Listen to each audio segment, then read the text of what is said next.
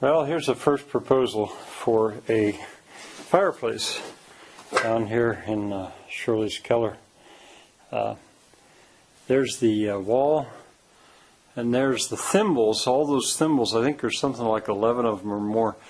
Why I did it that way is a little hard to explain, but I had them, and they can all work together, or they can all work separate.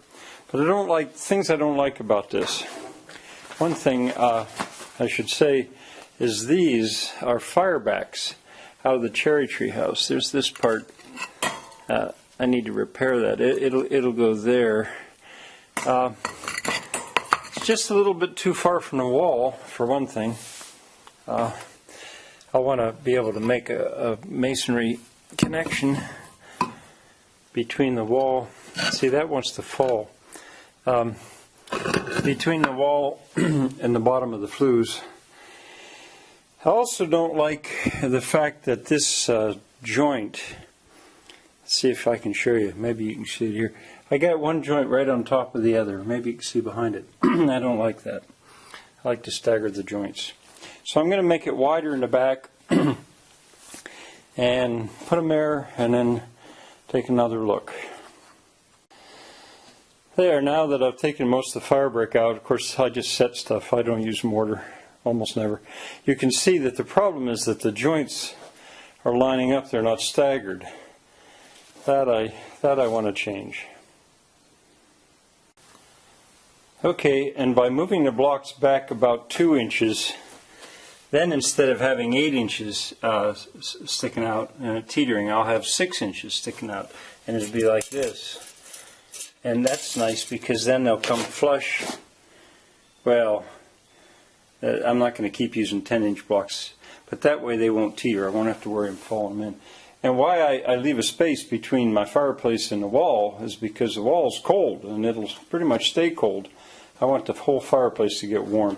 Really what I'm building in a way is what's called in Germany a Kochelofen, or a tile oven.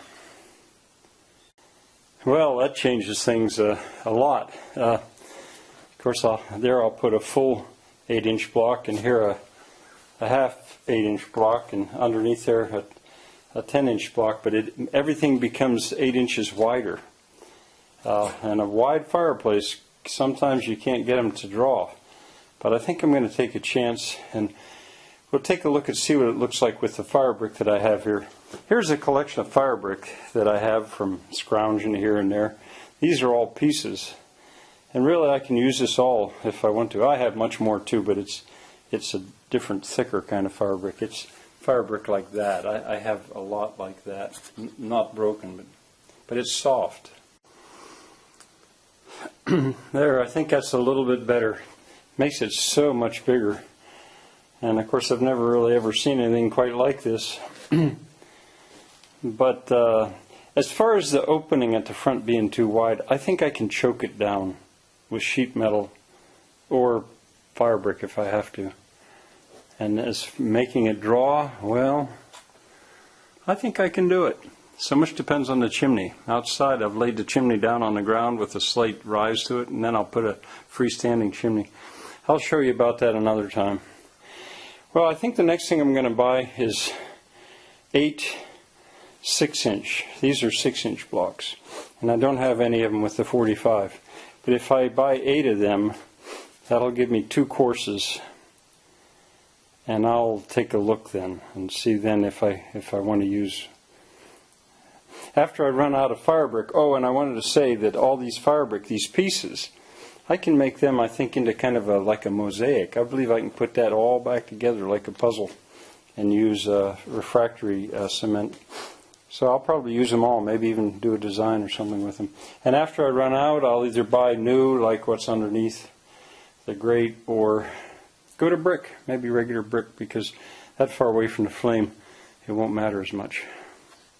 Well, you're part of the design process.